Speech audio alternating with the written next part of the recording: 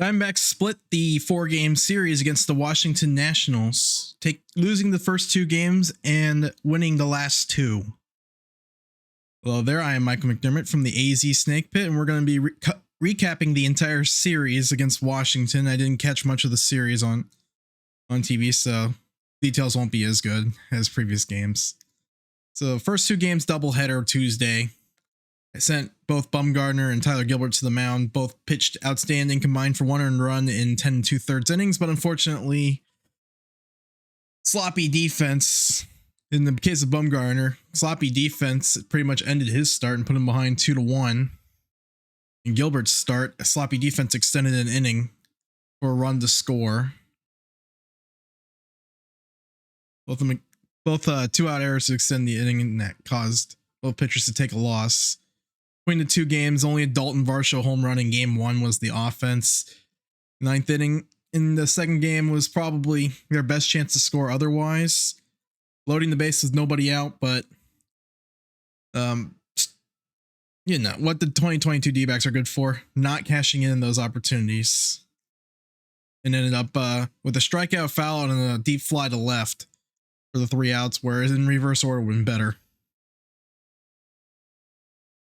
Anyway, they ended up, and then of course, perhaps 11 games of frustration came out in game 3 of the series.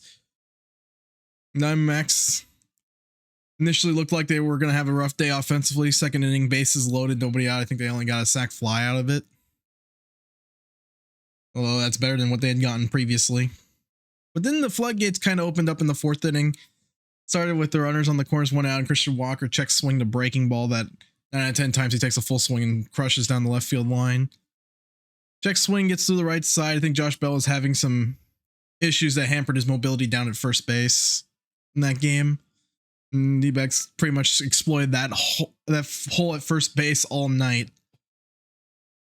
Then Walker single and another single by Beat, and then I think Seth Beer had a 2-out hit with a runner in scoring position, which was the team's first in that situation. Then after the that Diamondbacks piled on in the I think 4th inning is when they piled on. They made a 8-0 game. A lot of nice hits. Dalton Varsho 2-run homer. Home run didn't end the scoring in that inning. The team ultimately went 5 for 10 with runners in scoring position, which accounts for half their season total in that situation, more or less. Then after that, they took advantage of an error in the 5th inning to put up 3 more runs. Pretty much cruised from there. In Merrill Kelly's case, he only needs like 3 runs to win. One run in 15 in the 15 in the 3rd innings in 3 starts. That's absolutely superb. 19 strikeouts, very few walks. Like I said, if he keeps this up, well, he might be a surprise candidate for an all-star game or something like that. Don't know how long he'll keep it, obviously. I think might see some regression a bit in his, but obviously even with regression, you can see there's a different gear than compared to years past. I think he's more of a middle of the rotation guy as opposed to a bottom rotation starter, which is good news for the team. If he keeps pitching like this, that deal's going to look like a steal. That he signed. Of course, it's 3 year. If you count the final year, it's like a 3-year, $24 million situation. So it's a pretty good contract if he can hold up for 3 years through the 2024 season. So then game I watched the most of, which was the 4th and final game of the series. Diamondbacks never trailed in that game. Got a good outing from Davies. He was missing a lot of bats this time. That changeup was chef's kiss. Good. They couldn't touch that pitch. That thing had a lot of fading movement on there. And when you see it, when he has that changeup, you can see how good he gets. Only mistake was leaving a sinker middle into Nelson Cruz, and we all know what Nelson Cruz does to those pitches. And that's pretty much his only blemish in the game, but that was more than enough run support. D-backs immediately got that lead back in the 5th inning. Leadoff single Perdomo. He had 2 hits, which is more hits in this game than the rest of the season, but It only takes one swing to start figuring things out. I thought his swing looked a lot more fluid. And the ball was bouncing off his bat a little bit more. 99, 98 on his 2 hits in terms of exit velocity. So I liked what I saw. Then after that, Cooper Hummel, 2-hit game, big home run in the 5th inning after that Perdomo single. And that was an absolute blast. Blast over that landed in the Diamondbacks bullpen in left field. Like I said, even though Cooper Hummel's batting average looks a little bit even though his batting average doesn't look so great, I feel like he as I said before, he competes at this level. He looks like an everyday player at the major league level when you see him take at bats. There's no lack of confidence. He almost had a back-breaking at bat in the 7th inning, which he fouled off a lot of pitches. Unfortunately, and I think ran the count full, but unfortunately got frozen on a perfect fastball for strike 3. And then I had some issues with the strike zone today. It was hit or miss with this umpire. And the 9th inning was and then there was a situation in the 8th inning. The 8th inning was particularly infuriating with the strike zone. 8th inning, top of the 8th inning, bases loaded, 1 out. McCarthy takes a cutter that's way outside, and umpire calls it a strike. And then the bottom half of the inning, pitch just maybe an inch off the corner at most by Kennedy, was called the ball for a walk. That was one beef. That's probably one beef I had with the strike zone today. Those 2 calls for the most part, but yeah. He was calling when Davies was pitching. The umpire was calling low strikes, which obviously, if Zach Davies gets strikes at the bottom of the kneecaps, he's gonna have a good day. Yeah, I was hoping it was a getaway strike zone, and it was that way for 7.5 innings. And then the D-backs actually got decent relief from Ian Kennedy. He didn't pitch badly, even though he gave up a run. It was a missed strike call on a 3-2 count.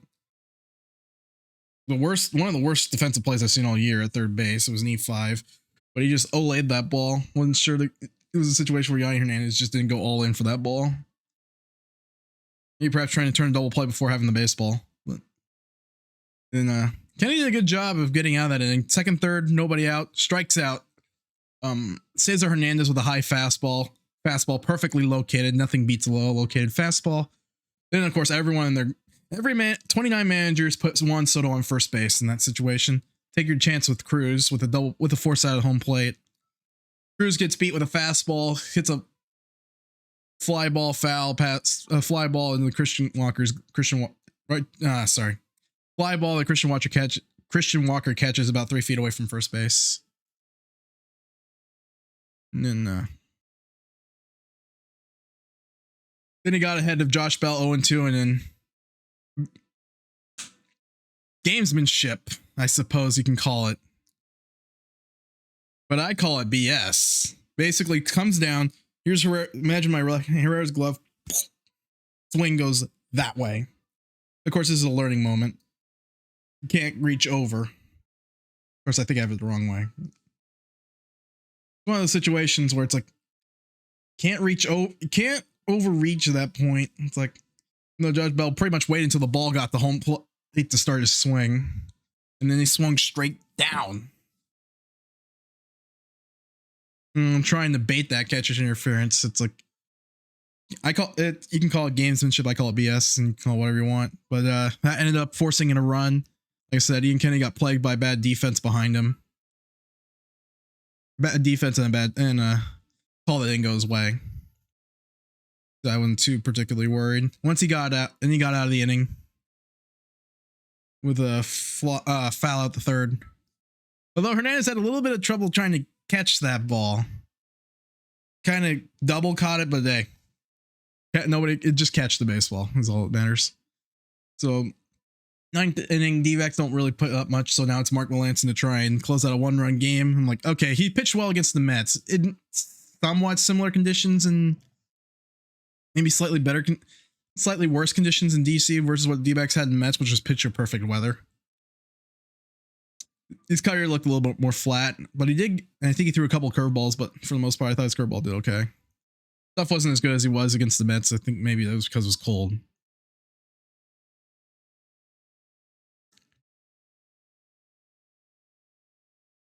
But then he got 2 outs. Nice situation. Gave up a dribbler up the middle, got through. And then with a big shift on Robles, cutter up and away, worst pitch you want to throw in that situation. Base it to right. And then Melanson hits Cesar Hernandez with a cutter on the elbow guard, loads the bases for Juan Soto, which we all know. That's not a good proposition 9 out of 10 times. But fortunately, Juan Soto decided he was human and hit a weak fly ball back to the mound. And Hernandez caught it, and that was it for the game. So with the result of that, they ended up splitting the series 2-2. So they're now 5-8 on the season, coming back home to face the Mets, who have been off to a pretty good start, regardless of, even though they had a pretty soft schedule going in, but also that, and then the Dodgers in the homestand. So it'll be an interesting homestand to see how this team competes.